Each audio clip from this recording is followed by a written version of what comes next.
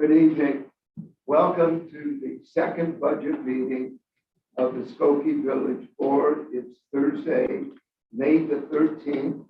And just for the record, I would ask the clerk to please call the roll. Good evening. Welcome to okay, promote. Trustee Sutker, Here. trustee Robinson, Here. trustee Coon, Here. trustee Johnson, trustee Ryan, trustee Joe, Here. Mayor Windu. Here, we have a quorum this evening. First item on the agenda for the budget hearing is the budget of the police department. Chief Baker, before you speak, one thing.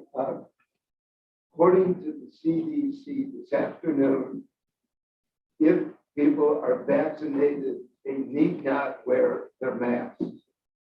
So I'm not wearing one. If anybody chooses, feel free.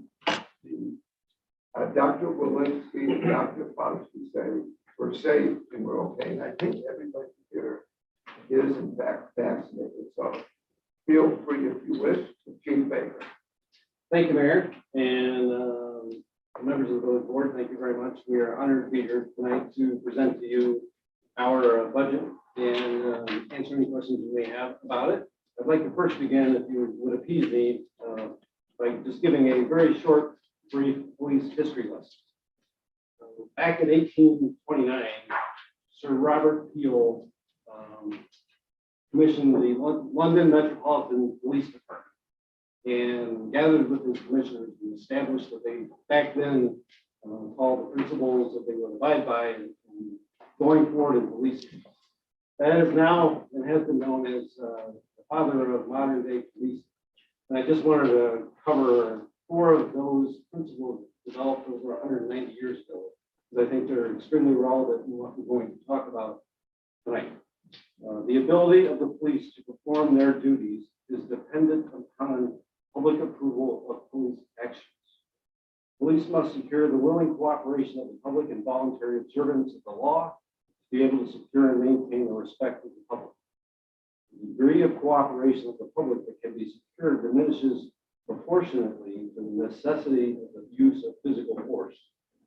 And police use physical force to the extent necessary to secure observance of the law or to restore order only when the exercise of persuasion, advice, and warning was found not to be sufficient.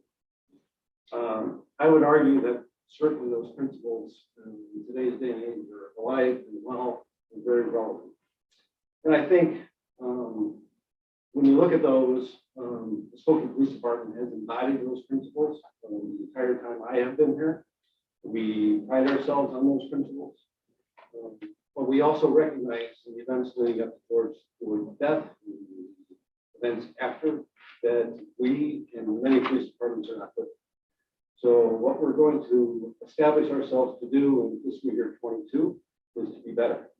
And with that, I would like to go over our fiscal year 22 goals and talk a little bit about our first program to achieve those goals.